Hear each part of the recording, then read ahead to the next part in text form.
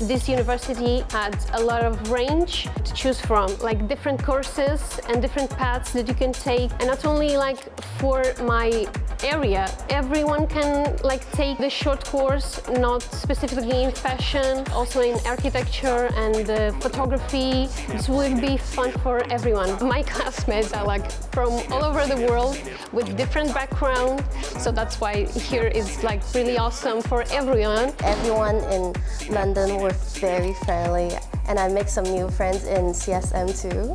Use everything available in this campus. It's been a great experience. Like, the teachers are incredible. They're so helpful, and it's a really like open style course. So we feel really comfortable to experiment and to share ideas and to trade with other people. And both like the tutor and the classmates, they're all like really patient. Like when we are working together or like we are asking questions, they're always like really patient and like tell us everything. And also a very nice thing is that we all have like very different backgrounds. I think as a student, my advice is to try more, try to step out of your comfort zone.